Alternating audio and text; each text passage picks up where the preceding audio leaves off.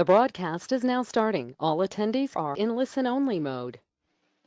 Hello, and welcome to today's webinar, Employment Law Updates, presented by our sponsor, Heffernan. We're so happy you can join us. My name is Deb Beto, and I will be your moderator today and be monitoring questions you may have during the session. Before we open up the session, let's review a couple of key items. All of the webinar materials we discuss can be found at the URL currently showing on your screen. I will be sharing this URL in a follow-up email, so don't feel like you need to write it down right now. If you have trouble with your internet connection during the webinar, we recommend leaving the presentation and logging back in. If you have audio difficulties or a telephone line goes dead during the call, hang up and call back again to the same number. If all lines go dead, watch the on-screen chat box for an alternative call-in number. Please feel free to ask questions or provide feedback by using the chat box or questions box during the webinar. If you are using a tablet, you may need to tap on the screen for the options bar to appear, and then you can select the appropriate option.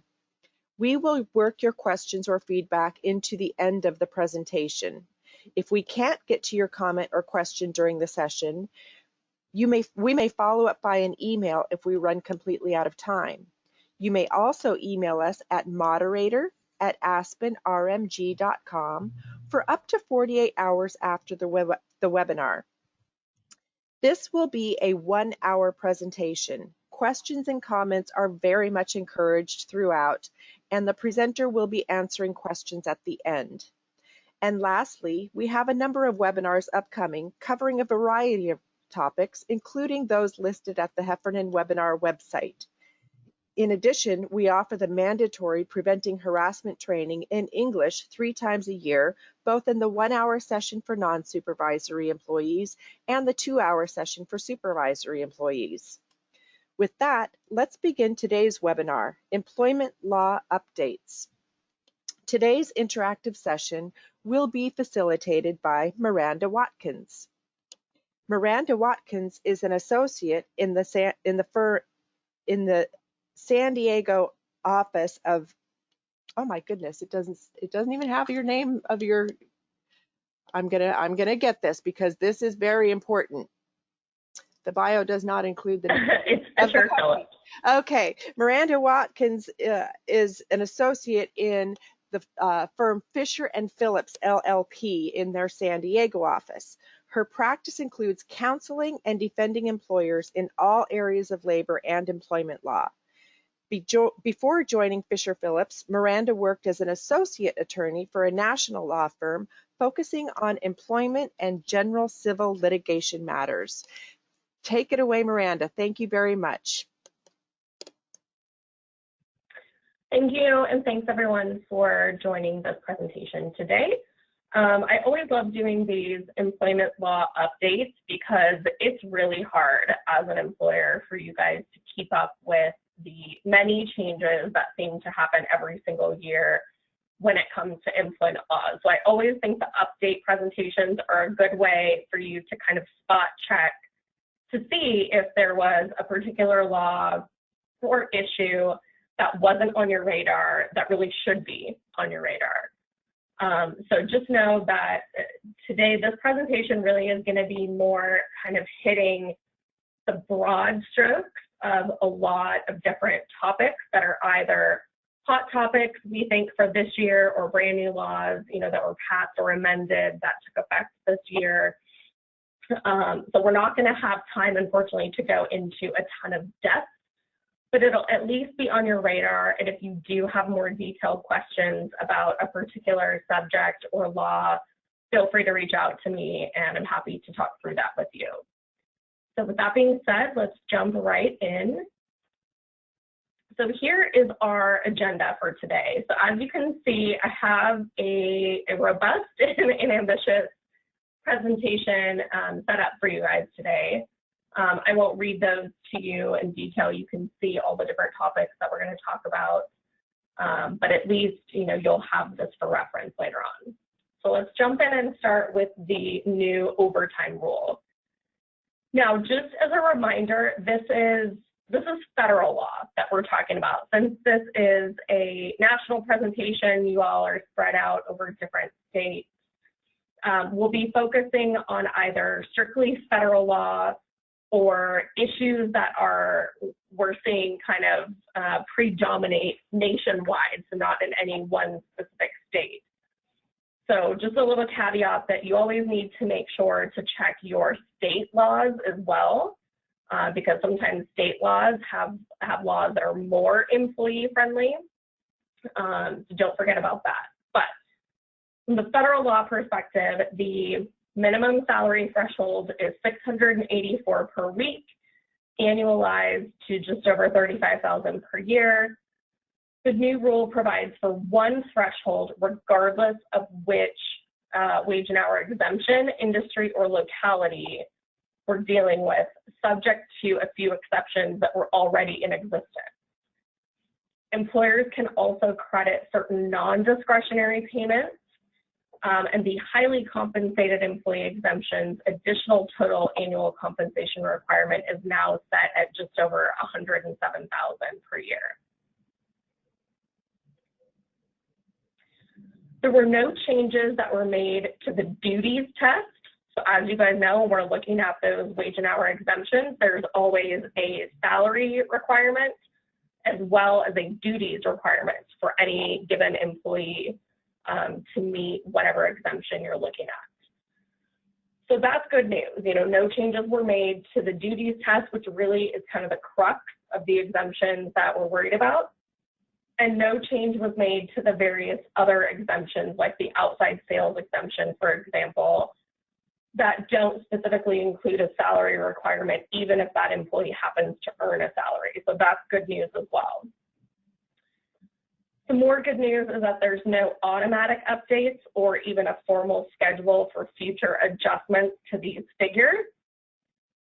So hopefully, fingers crossed, even though these numbers went up a bit, hopefully they'll stay here for a while. You know, it's not like they're set on a schedule to increase every year.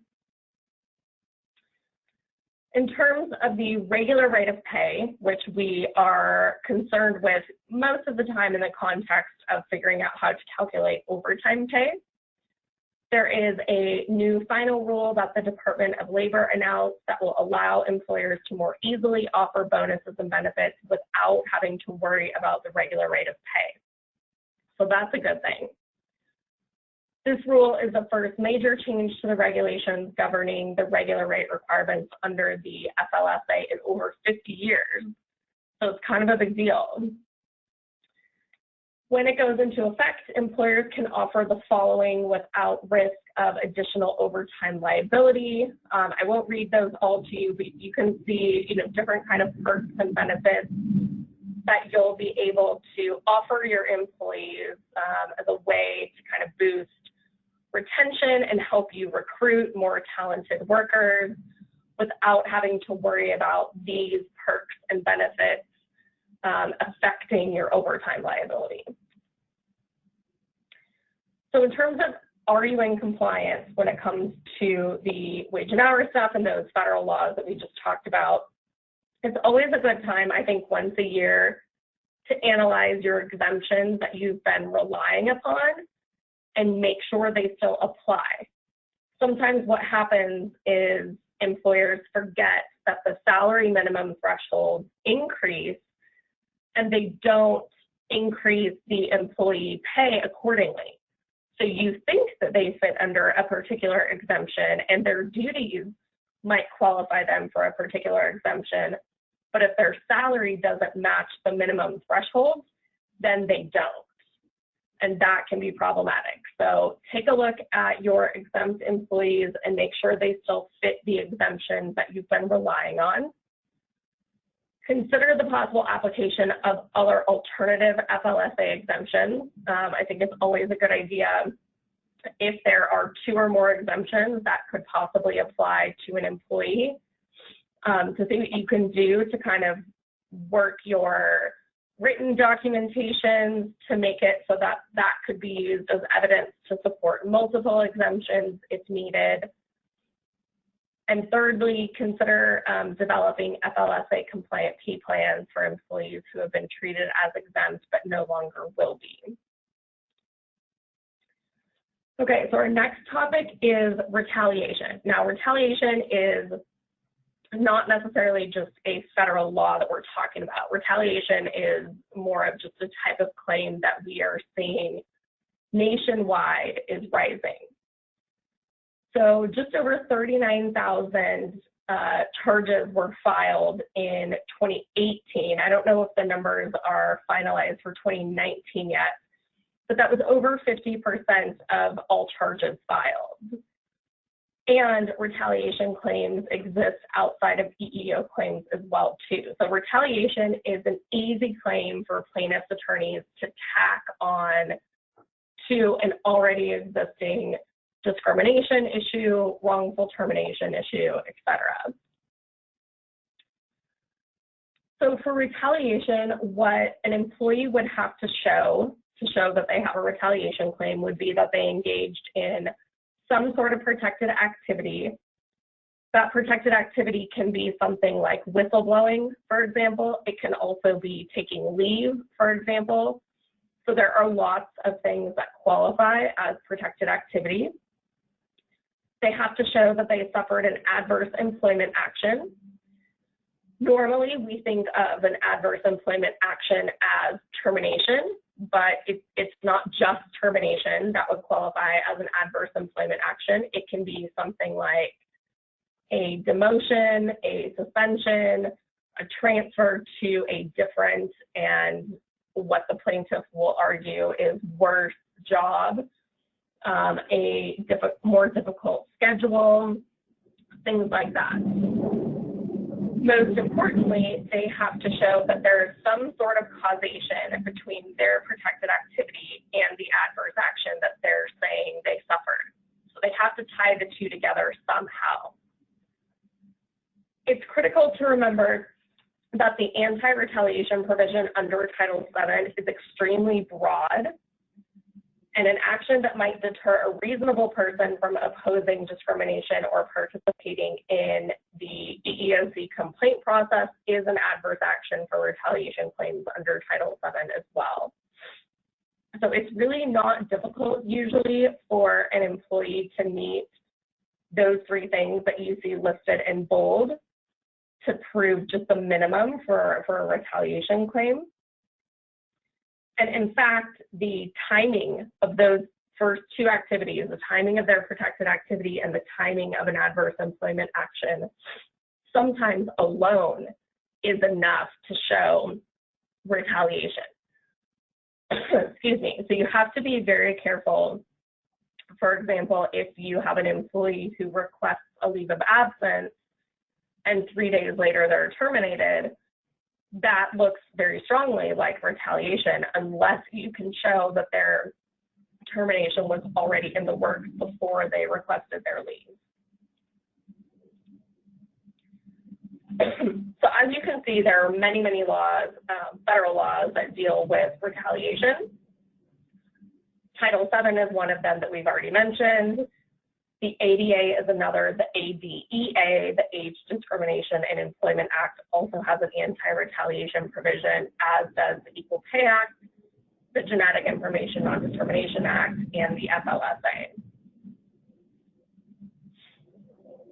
The NLRA, FMLA, ERISA, USERRA, and OSHA also have anti-retaliation provisions. As you can see, employees have many different avenues for how they might want to tack on a retaliation claim. In terms of the ERISA anti-retaliation, I think a lot of people don't know about this anti-retaliation provision. But ERISA offers retaliation protections to encourage people with knowledge of potential ERISA violations to share information in order to prevent or remedy those violations.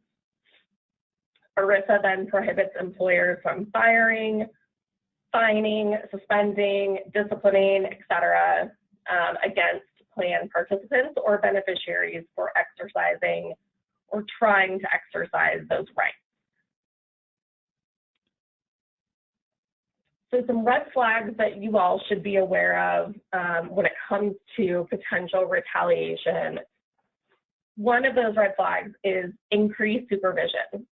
So if you have a supervisor who is, for some reason, paying more attention to and kind of honing in on one specific employee, it's a good idea to maybe talk to that manager and find out why. Of course, it could be something legitimate, like that employee is struggling and just needs more help with their job. But if that increased supervision is the result of some sort of protected activity, then that looks like retaliation. The second bullet point is kind of related, monitoring. So just paying more close attention to a particular employee who recently engaged in protected activity, writing them up for things that they were never written up for before. That can look like that monitoring that could be retaliatory as well. New performance issues, kind of along the same lines. So anytime you start writing somebody up for issues they've engaged in the past and were never written up for, or issues that other employees are engaging in and not being written up for, that can look retaliatory. If you have higher standards or expectations for an employee who recently engaged in protected activity, that can also look like retaliation. And then supervisor complaints about an employee as well. It's different if the supervisor complaints are corroborated by other types of evidence. Obviously, if it's like a health and safety violation, for example, then you want to encourage those types of things being reported. But if it looks like nitpicking and that employee recently engaged in protected activity, that can be problematic. So how do you decrease the risk of retaliation claims? Consistent enforcement of your policies and procedures is always going to go a really long way. So the more you can treat everybody the same, meaning you discipline employees for the same things and you don't discipline employees for the same things, that will go a long way to helping you prevent getting hit with a retaliation claim. Accurately documenting performance and disciplinary issues is another one. Oftentimes, I have clients who call me and say they want to write up an employee or they want to terminate an employee for some performance issue that has never previously been documented. And it just so happens that this employee recently engaged in protected activity. So the question becomes, why are we writing them up now for performance issues that were not a big enough deal before for us to actually write them up or counsel them about it? Why are those issues such a big deal now that we're taking a stand after they've engaged in protected activity? So the more you can get in the habit of writing people up when they do violate your policies and doing that consistently, you can rely on those later on if you do need to discipline or terminate an employee, and that will give you a better defense against retaliation. Training your managers to identify protected activity will also help so that you're not kind of left in the dark about an employee who engaged in protected activity that you weren't aware of. And then making sure you publicize the reporting procedure for any employment concerns. So if a worker does feel like they're being retaliated against, they know the proper channels to go through to report that. Okay, so kind of along the same lines, we have seen a dramatic increase in anti-harassment litigation. So not only are retaliation claims on the rise, but largely because of the Me Too movement, we're also seeing harassment cases on the rise. So in 2018, the EEOC filed 66 harassment lawsuits. 41 of those were sexual, which was a 50% increase from 2017. I suspect the numbers will look very similar, if not even greater, for 2019. over 7,600 charges filed with the EEOC alleged sexual harassment in 2018, and the EEOC reported that it obtained a record $56.6 million in settlements and awards for victims of sexual harassment. And that's just cases that the EEOC itself decided to prosecute. That's not even taking into account all of the cases that were filed in court and either went through the court system or went through arbitration. So as I mentioned, the Me Too movement is really kind of been the driving force, I think, for this huge increase in harassment claims. There are many high-profile companies in the news for these types of claims, as well as many high-profile men and women being accused of harassing their coworkers. So I really can't stress enough the importance of enforcing your anti-harassment and anti-retaliation policies in light of this movement, because it doesn't show any signs of slowing down. So what should you be doing now? Make sure that your policies match modern standards. So consider things like zero tolerance, reporting procedures to allow for immediate reporting, and a guarantee of no retaliation. The guarantee is huge because you want people to come forward and report if this is happening in your workplace. A channel to allow for immediate reporting is also super important. There are lots of ways to set up anonymous hotlines, to set up online reporting systems so that you can allow your workers to report anytime from anywhere on any given day. And zero tolerance, I think, is important as well. A lot of people confuse zero tolerance with an automatic termination if somebody is found to have engaged in some sort of sexual harassment. And that's not necessarily the case. When you investigate a sexual harassment claim, we have to really look at what evidence comes out in that investigation and what corrective action is appropriate based on not only the claims being made and the conduct that's being alleged to have occurred, but what corroborating evidence there was for that. So for example, if the only claim was that somebody felt sexually harassed based on one comment that their supervisor made, one sexually suggestive joke, let's say. And let's say the evidence shows that that probably did happen, that person probably did make that joke. One joke made one time probably doesn't warrant automatic termination. Does it warrant a write-up and some counseling? Absolutely.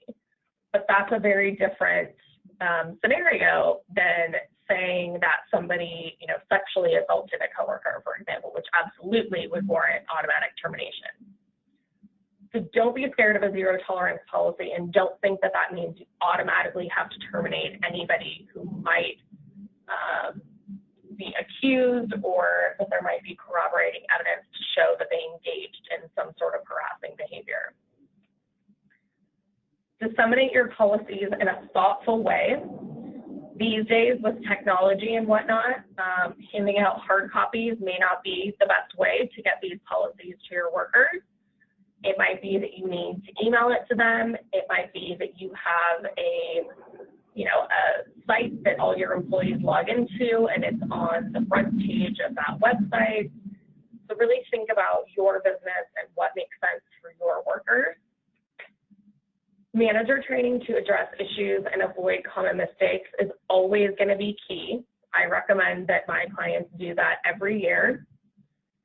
Promptly investigate any issues raised, kind of goes without saying, and then consistently enforce your standards as well. Today's reality really is that just because conduct does not rise to the legal level of harassment or discrimination or retaliation doesn't mean that you should not discipline an employee for unprofessional conduct. those kind of little nuggets of unprofessional conduct have a way of snowballing into these bigger legal claims like harassment, discrimination, or retaliation. So because of that, many employers no longer tolerate unprofessional behavior, even by top producers or top managers, because they're trying to set an example, essentially, and trying to show that this type of behavior is not going to be tolerated by anybody anymore. Okay, so now I want to switch over and talk about defending your employment decisions and the good faith belief. So last year, there was an 8th Circuit case called Ranchusko versus Brookshire that said the absence of conclusive evidence that Ranchusko violated internet and conduct policies is insufficient to prove improper termination. The court said because the central question in determining if termination is proper is whether the employee actually engaged in the prohibited conduct, but whether the employer believed so in good faith. I have used this defense in a case last year. It was a leave abuse case where a coworker took some intermittent leave to address a hernia.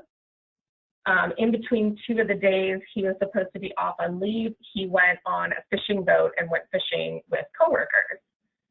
One of his coworkers posted a Facebook video of the group on the boat, and that got shown to his supervisor. The company investigated and ultimately determined that he abused his leave of absence, and they terminated him on that basis. He sued them for discrimination, retaliation, wrongful termination, interference with his leave rights, and he essentially argued it wasn't an improper leave for a few reasons. He said, what the behavior I was engaging in on the boat was not inconsistent with my medical condition. I thought going on the boat would make me feel better. He also said the time that he went on the boat was not actually a time that he would have been working, that it was in between his 2 shifts. So that time was his personal time, and they could not terminate him for what he did that was legal on his personal time, which I actually thought was a pretty creative argument. Our entire defense was that it doesn't actually matter if he did take this boat trip to go fishing in between shifts or not, or medically speaking, if he still could have went fishing despite his hernia symptoms, but those were not the issues. But the issue is what the company reasonably and honestly in good faith believed. And that what they believed, based on evidence like the Facebook video that got posted and a lot of other evidence that made his leave look very suspicious, summary judgment motion based on this good faith belief defense, and the whole case got dismissed. So this can be a very powerful defense for you guys if it's done right. So here are some 5 steps to a solid good faith defense. Ensure that you can prove that employees are aware of your misconduct standards. And the best way to do this is through signed acknowledgments of your policies. In the case that I just described, the leave abuse case, we were able to show that the company had been undergoing extreme leave abuse problems, so much so that they were putting out memos to the employees about what could happen if they abused their leave, and they gave them examples from cases that courts had decided. They didn't unfortunately collect acknowledgments, but we did get the plaintiff to admit in his deposition that he was aware of those memos, saw those memos, and read those. Second, when an allegation of improper behavior is brought to your attention, make sure you launch an investigation as soon as possible. And I'll add to that, make sure you document the investigation. If you have no documentation of it, your verbal testimony about an investigation once a lawsuit has ensued looks sort of convenient. So make sure you document the investigation. Which brings me to point 3. Make sure you have notes from each person who's interviewed, each witness statement that's obtained, each document that you looked at, each email or text message. In the leave case that I described, they kept on a flash drive a copy of the Facebook video. That's extremely important because these days, the way that social media and technology work, there are apps like Snapchat or Instagram stories that only stay up, those videos only stay up for 24 hours. So if you don't somehow maintain a copy of that video, you're going to lose it as evidence very quickly. So all of that should be maintained and ready to go in case you need that later to defend your action. Don't jump to conclusions, or you could be accused of a rush to judgment. So you really do need to thoroughly investigate and keep an open mind. Consider separating the alleged wrongdoer from the accuser if that makes sense, or potentially getting one or both out of the workplace. You can always place them on administrative leave pending the conclusion of the investigation. We do that a lot with harassment claims. And then consistency is key. If you can prove that you have always taken the same disciplinary action against someone who is credibly accused of that same type of misconduct or policy violation, you will increase your odds of being viewed as operating in good faith.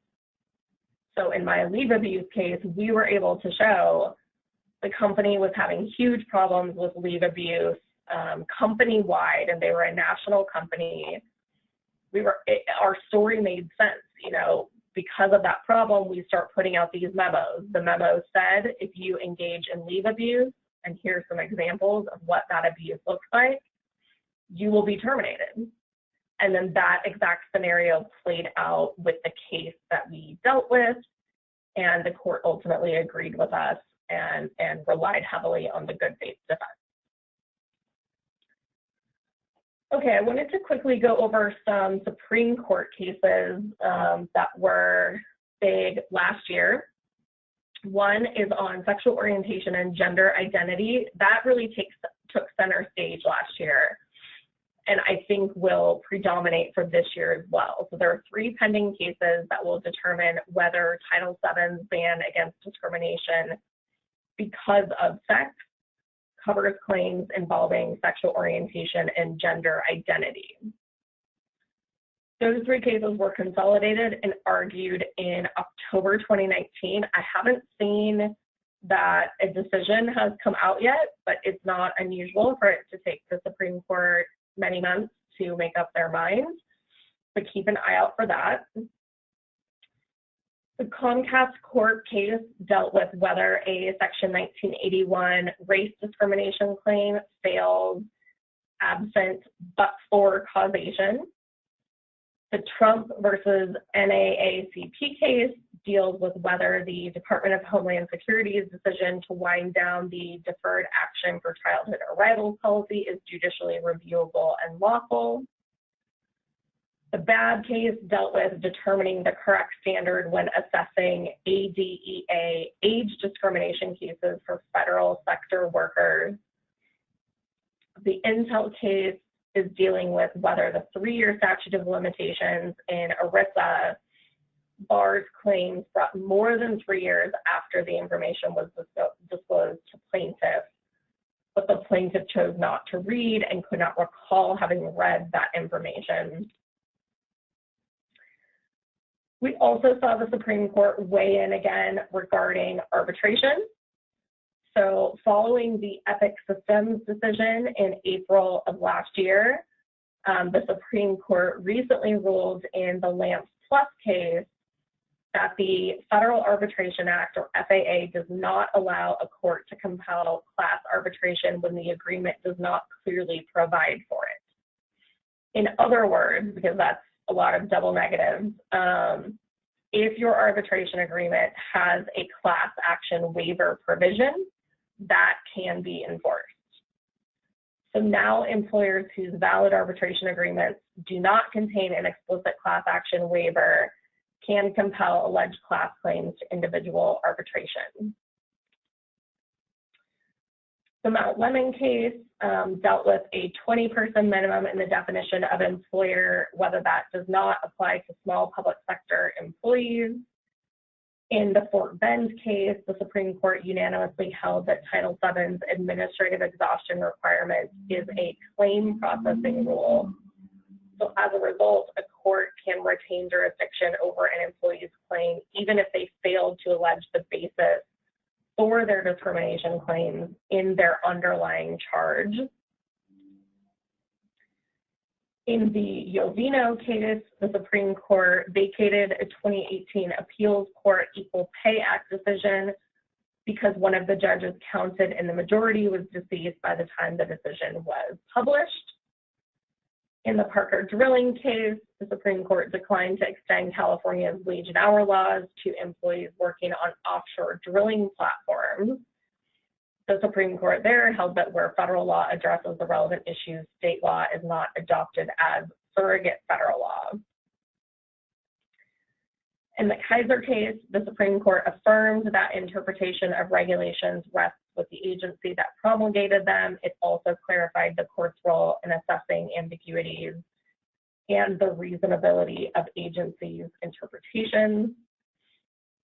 I won't belabor this one too much. Some of these are just more kind of legal procedural opinions, but they're just things that I want generally to be on your guys' radars, especially since I know we have lots of different types of employers attending this presentation.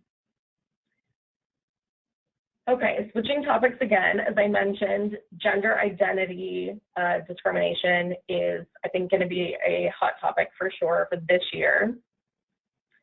The EEOC and several federal courts take the position that discrimination against a transgender or individual who is transitioning is discrimination on the basis of sex. Now, state laws might differ, but from a federal perspective, that's the EEOC and many federal courts' perspective. So for now, the best practice is to accommodate a transgender employee. Some ways to do that and to make sure that you're not the subject of a discrimination lawsuit on this basis: consider revising your policies to be more inclusive if they're not already. Confidentiality and privacy are key. During the hiring process, hiring managers and supervisors should be sensitive to the possibility that applicants have transitioned. So for example, the name and gender on the application might correspond with the person's current usage, but background or suitability checks might disclose a previous name that indicates a gender different from the one the applicant is currently presenting. In those types of scenarios, your manager should respectfully ask whether the applicant was previously known by a different name and confirm with that person the name and gender that they would like to be used throughout the hiring process. Don't ask employees to provide medical or legal documentation of their gender identity. And you have to be careful as well with dress and appearance or grooming policies. So the company is encouraged to evaluate and consider eliminating gender-specific dress and appearance rules. It's fine to have a gender policy, or excuse me, it's fine to have a grooming policy. You just need to remove any reference to, you know, males need to have this, this, and females need to have X, Y, Z. Just remove the gender pronouns from your grooming policy altogether. Once an employee has informed management that he or she is transitioning, agency dress code should be applied to employees transitioning to a different gender in the same way that they're applied to other employees of that gender. Dress code should also not be used to prevent a transgender employee from living full-time in a role consistent with his or her gender identity. So for example, if you have a male transitioning to female, you can't force him to still dress like a male. Names and pronouns are also really important. And when I do trainings on this, sexual harassment trainings, and we go over this issue, I think there's still kind of a lot of pushback, and a lot of people still aren't taking this seriously. But intentionally using the wrong pronoun can and actually has led to liability. So managers, supervisors, and coworkers need to use the name and pronouns appropriate to the gender the employee is now presenting at work. They also need to take care to use the correct name and correct pronouns in employee records and communications with others regarding the employee. Continued intentional misuse of their new name and pronouns and reference to the former name or pronouns is contrary to the goal of helping them transition with dignity and respect and accommodating that process, and creates an unwelcoming work environment, i.e. a hostile work environment. So that's one way that intentionally using the wrong name or pronoun can and has led to liability. When it comes to workplace assignments and duties, in some workplaces, specific assignments or duties are differentiated by gender. So for a transitioning employee, once they've begun working full-time in that gender that reflects their current identity, you need to treat them as such, and you need to assign their work and duties as such. They should not be required to have undergone or provide proof of any particular medical procedure in order to be eligible for that. And under no circumstances can you require an employee to accept a gender-specific assignment or duty contrary to the gender that they currently identify as. From a record-keeping perspective, records in their files should reflect the employee's new gender identity. And from the leave perspective, employees receiving treatment as part of their transition can use sick leave under applicable regulations. And employees who are eligible under the FMLA can be entitled to take medical leave for transition-related needs. From the perspective of restrooms, I get a lot of questions on this. Make sure to check your local laws and regulations first and foremost, because they're kind of all over the place. OSHA requires employers to provide meaningful access to workplace restrooms, including for transgender employees. So as a best practice, we recommend allowing transitioning employees to use the restroom that they identify with. Do not require transgender employees to use certain restrooms. You can suggest other more private facilities if they're available, but if that person is more comfortable using their preferred restroom, you have to let them use that. Okay, hairstyles was a hot topic from a legislative perspective last year, and I think will be a hot topic for litigation this year. Federally, there is no law that explicitly bans hairstyle discrimination. However, hairstyles can be tied to sex, to race, and religion.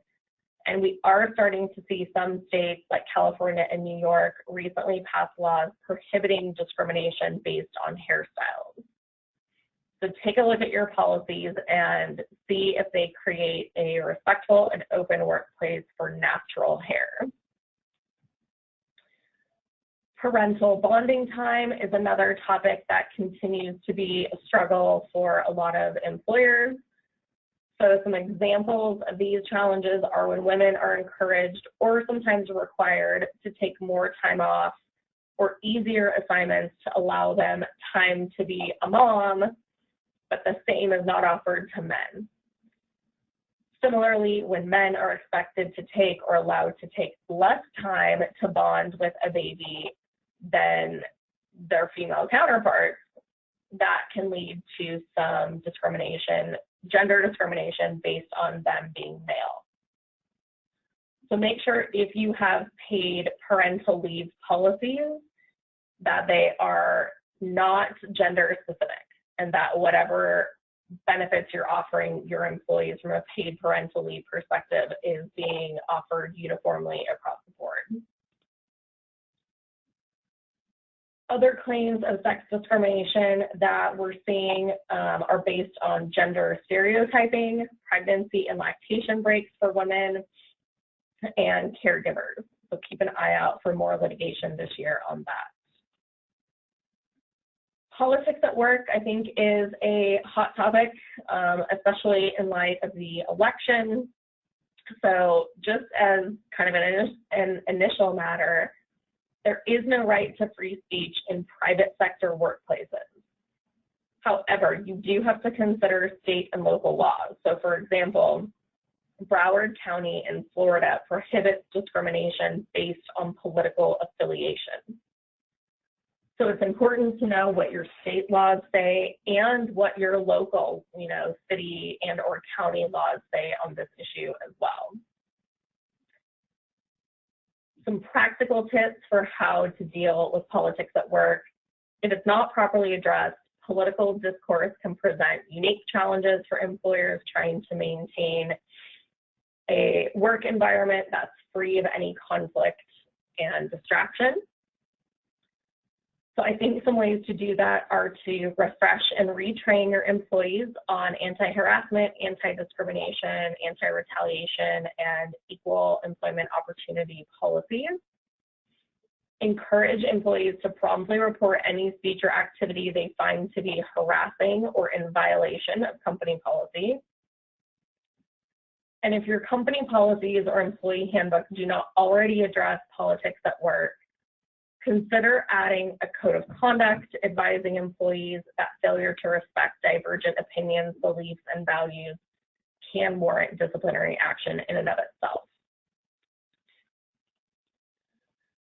Generational differences in the workplace is also more and more a hot topic. There's lots of articles and studies now about how employers should treat and handle millennial and Gen Z workers to attract and retain them. But on the flip side of that, I don't know how many of you are familiar with the phrase "okay, boomer." We're starting to see age discrimination cases based on phrases just like that. "Okay, boomer," referring to your age, i.e. baby boomer, as evidence of age discrimination. So be mindful that there are going to be generational differences in the workplace, and we need to be respectful on both sides of that coin. Medical marijuana, I think, will continue to be a hot topic. I think this is an accurate and current overview of which states have legalized both recreational and medical marijuana, which states have legalized just medical marijuana, and which states have not legalized for any purpose. I think the hot topic, though, for this year will be accommodating medical marijuana. And I think we're going to start to see some more states and potentially maybe even more local ordinances talking about accommodating medical marijuana and essentially making that like a protected category. So keep an eye out for that. Website compliance from an ADA accessibility perspective is another hot topic that I'm seeing. So Title III governs the ADA's accessibility obligations for public accommodations, but the federal courts are split on this website issue. So some courts say a website alone is a public accommodation, therefore your website needs to be ADA accessible. Other courts do not require a website alone to be covered by Title III. So in those cases, they say there has to be a nexus between a physical facility and a website. Until recently, the Department of Justice always used compliance with the Web Content Accessibility Guidelines as their required standard of compliance. But the DOJ now simply says that a website has to be accessible, which really isn't all that helpful, right? It's kind of a broad statement. So when we're talking about company websites, most companies have a marketing department that's in charge of their website. So I think it's important to kind of do a quick little mini audit and ask yourself, is your marketing team aware of the company's legal obligations with respect to its website? Does marketing put provisions in its contracts with website developers requiring that the developer comply with the web content accessibility guides? When it adds text, does it check to determine whether doing so adversely affects accessibility? Leave as an accommodation is always a struggle that employers deal with, and employers always want to know how much time do I have to give. I'm going to kind of fly through these examples because we only have 10 minutes left, and I'll just kind of hit the best practices. Employers do not have to grant indefinite, open-ended leave. That's not an accommodation. But you do have to grant leave as an accommodation for a limited and finite period of time. And when we're talking leave as an accommodation, we're talking about this is above and beyond an FMLA leave.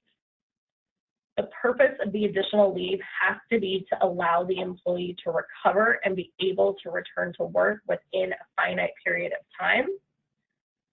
So what do you do when the leave turns into, I need another 30 days, and then that keeps happening for months and months, or we will evaluate John's availability to return at his next appointment? I would highly recommend that you have a good employment law attorney that you're close with, that you can call, because you're going to need some hand-holding through that process. And I usually work with my clients to kind of set up a series of letters to let this go on for a little bit of time, but start to kind of set it up if we think we have an undue burden argument, if we think we're going to need to potentially replace this person's position, that we kind of set that up and start putting that in the correspondence we're sending to the employee, so we have that as evidence if we need to rely on it later on down the line. It's not an easy situation by any means. Courts are kind of split as to how long is too long and when is enough, when can you pull the trigger and terminate an employee who's been out on an extended leave. Some courts say that leave over a year is per se unreasonable. Other cases say differently. There are some cases that say attendance is not an essential function of every single job. And there are lots of other cases that say for any given job, attendance is an essential function.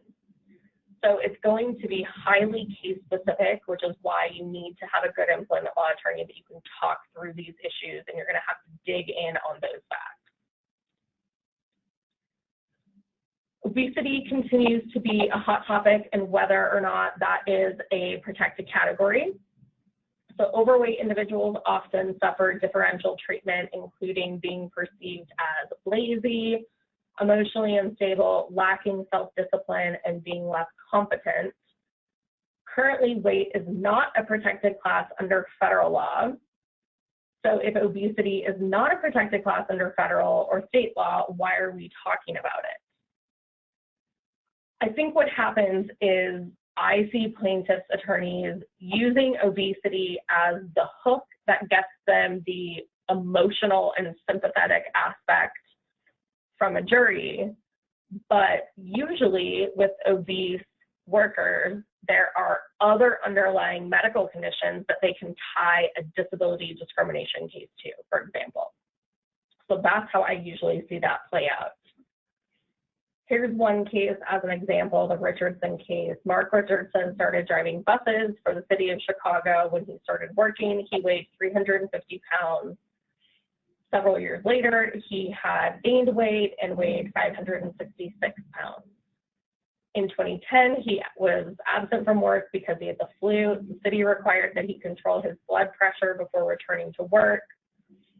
When he was physically fit to work, the city then required that he be cleared again because the bus seats were not designed for drivers weighing over 400 pounds.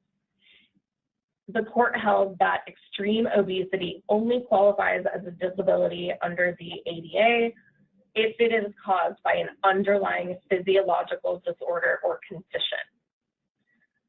So in other words, you can't simply be overweight for no reason and have that qualify as a disability. If you are overweight because you have a thyroid condition, for example, that can qualify as a disability, that can support a disability discrimination claim. I handled a case a couple of years ago where an obese worker was claiming disability discrimination and failure to accommodate him. He worked for a railroad, he was an electrician, and to do his job, he needed to sometimes wear harnesses that were not fit for somebody who was of his weight. You know, he weighed too much to use that safety equipment. And we made this exact argument that his disability alone was, or excuse me, that his obesity alone was not a disability. He tried to argue that he had an underlying physiological condition that caused him to be obese. In response to that, we argued that he could not show that any of his supervisors or anybody who made the termination decision knew about that underlying medical condition, therefore they could not have discriminated against him on that basis, and we won that claim. So it's important to know because that's a great defense for employers. But keep your eye out on state law and be aware of state law. The Washington Supreme Court has held that obesity is a protected class under state anti-discrimination laws. The main reason for the distinction is that Washington state disability discrimination law offers broader coverage than the ADA. So for those of you who operate in Washington, you won't be able to rely on that same argument, unfortunately. Fear of travel is kind of a new issue I saw pop up last year. So in this case, a masseuse was traveling to Ethiopia to visit family. Because she has a frequent contact with massage customers, her employer insisted she canceled due to fear of her catching Ebola.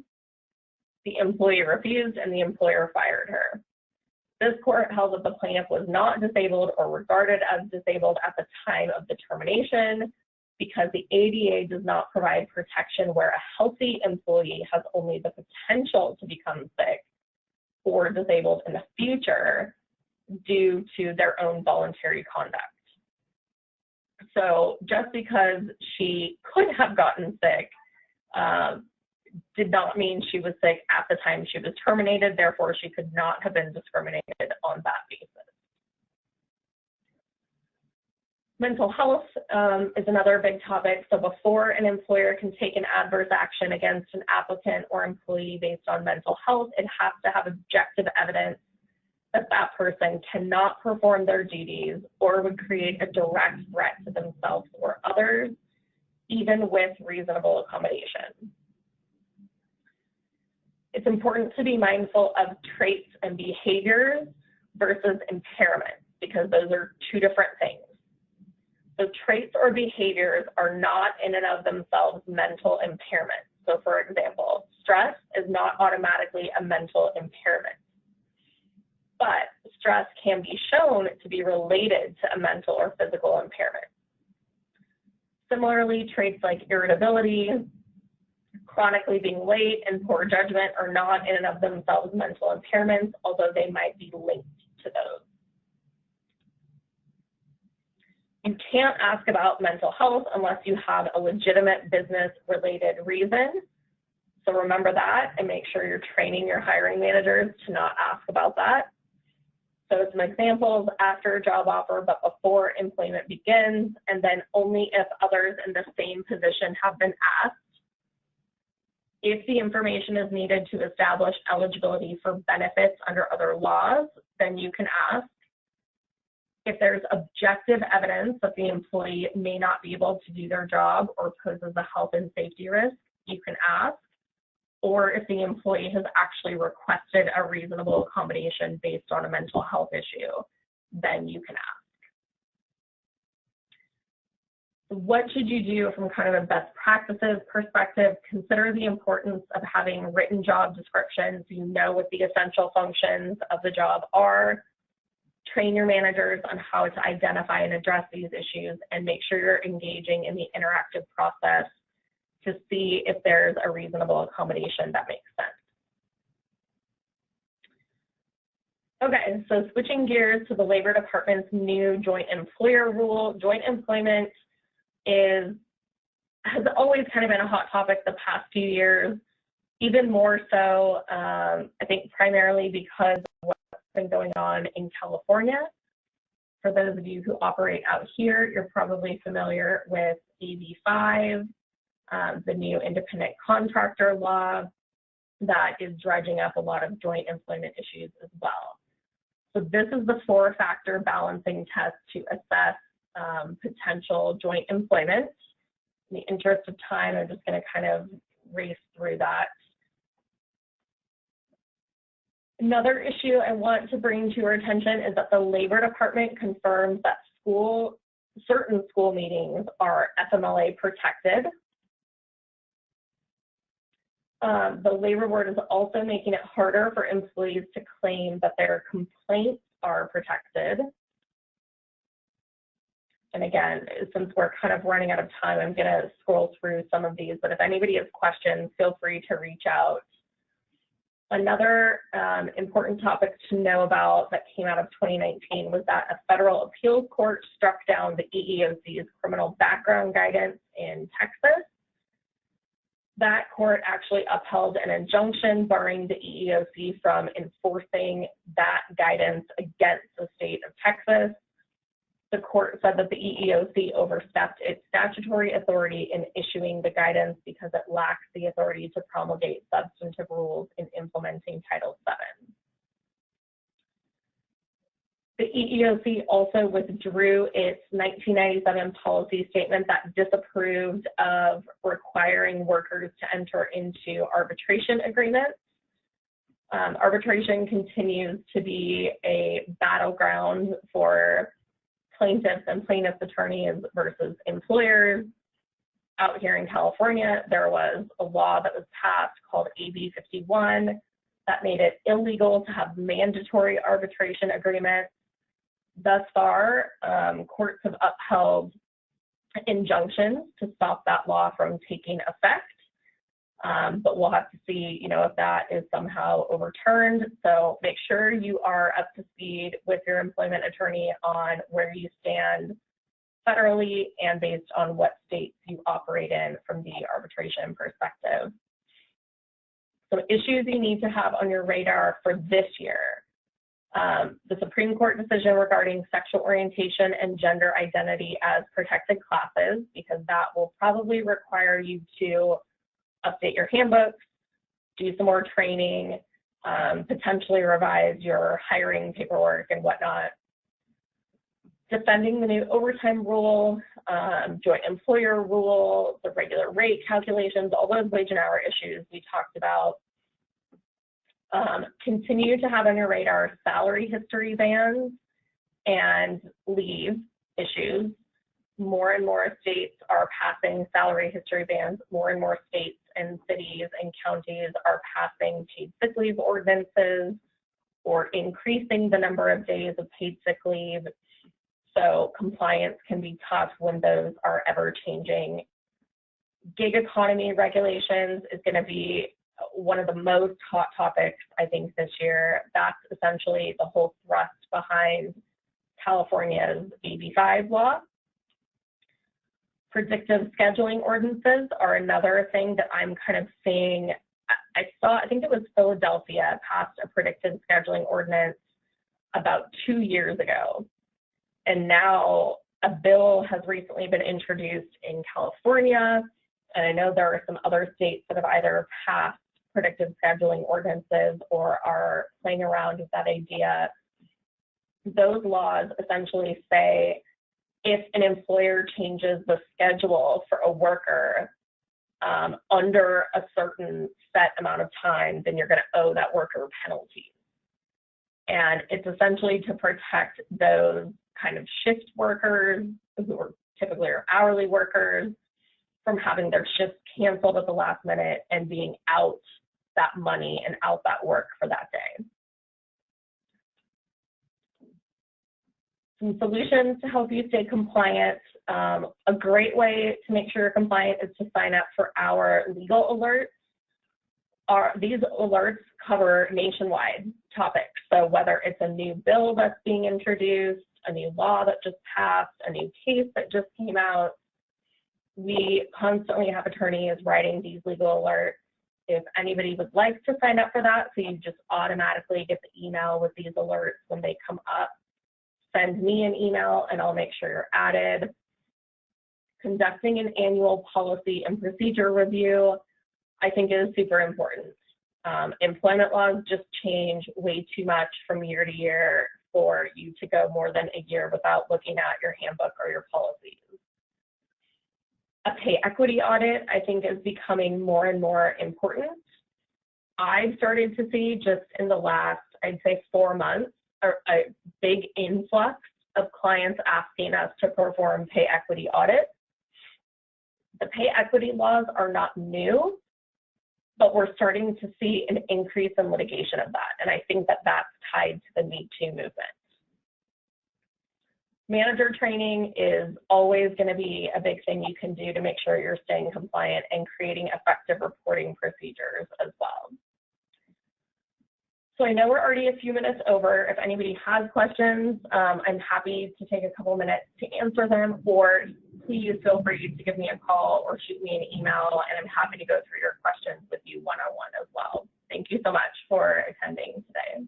Thank you, Miranda. And we do have 1 or 2 questions that if you have time to stay on, that would be great. But if you don't have time to stay on, we will be following up by email with how to get a copy of this entire presentation. So Miranda, in relation to leaves, what if a person has a leave in 5 to 6 months, and at what point can we terminate, or do we just replace the position and terminate only when they're able to return?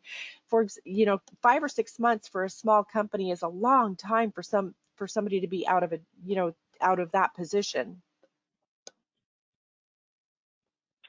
That's a great question, and this is a question I get all the time. The kind of short lawyer answer that I hate giving is it depends on the circumstances. But it actually does, because the law requires that accommodations be assessed on a case-by-case basis. So that means that necessarily you have to look at, what does this specific employee do for us? What is this person's job? How big of a company are we? What is the purpose of our company? Are we a customer service type company, or are we not? 5 or 6 months is definitely a long time, but if that person is outside the FMLA context and those 5 or 6 months are leave as an accommodation, then that doesn't mean that you can't replace them in the meantime. An accommodation leave is not job protected. But I would be careful. I think you have to default to the undue burden standard, but I think it's much easier to show that it would be unduly burdensome for a small company to not replace an employee who's out for 5 or 6 months than it would otherwise. I would still be hesitant to terminate that employee, and here's why. The standard is undue burden, right? So you have to show it's unduly burdensome for them to remain employed with you because of the 5 or 6 month leave. Well, why is it unduly burdensome? It's not a job protected leave, so you can replace them or bring in a temp if you want. It's not a paid leave, so you're not paying their salary. It's not FMLA leave, so you're not having to pay their benefits. And actually, if they're out for that long, your insurance plan probably requires you to COBRA them at that point. So you're not paying benefits. They essentially are just a name on your payroll. And I think it's difficult to show that them being a name on your payroll is unduly burdensome to justify a termination. So what I usually end up telling my clients is, if it's truly unduly burdensome to not replace them, then let's go ahead and replace them, but let's do it the right way. Let's send a series of letters kind of warning them that this is coming, Giving them the opportunity if they happen to be able to come back earlier to do that.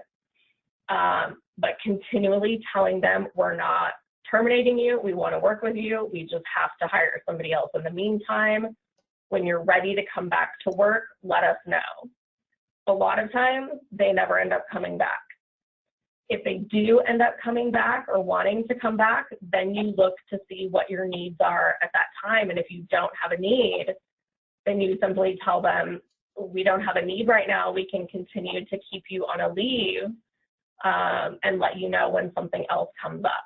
Eventually, they will quit. And that's kind of usually my recommended course of action. But the very big caveat with that is, because the law requires it to be case specific, make sure you talk to your employment attorney before you take any action. Okay. And if an employer has not handed out employee handbooks and an employee files a claim against the employer for any of the topics that you've discussed today, will the employer's position be worse off in court? In other words, if they don't have an employee handbook, is that a bad thing? Is it a bad thing? I never think it's a good thing to not have a handbook unless you are a super, super tiny company. Because there are many laws that require certain things to be in writing. This is a bit case specific too, so I can only speak, I practice in California, so I can only speak to California laws. But California, for example, requires that you have a written anti-discrimination, anti-harassment, anti-retaliation policy and a written notice of that as well. So if you did not have that, then yes, that would be bad for you in litigation. If it's a claim for something that is not legally required to be written, then it's not necessarily bad from the perspective of being illegal, but it's harder for you to corroborate your own position if you don't have documentary evidence of it. Because what juries tend to think is, well, it's very convenient that you now tell me you have a policy on this after this litigation was filed, but that doesn't mean that that policy was actually in place when this person was working there. So I always think it's beneficial to have a handbook. Even if you're a small company, your handbook will probably be small, but to have something that protects you that you can use as good evidence to defend yourself if you are sued. And we do handbooks all the time for clients, from big national clients to teeny tiny small businesses. Our handbooks are priced extremely reasonably. So if anybody needs help with a handbook or doesn't have one and wants to learn more about that, please feel free to reach out. I'm happy to talk to you about that. Okay, so we've gone quite a bit over. Thank you for attending today's webinar presented by Heffernan. We will send information by email with instructions on how to access a copy of the presentation on our website. And thank you, Miranda Watkins, for your time and expertise today. We hope all of the attendees found today's webinar to be a valuable use of your time. And be sure to join us on March 17th for work comp updates.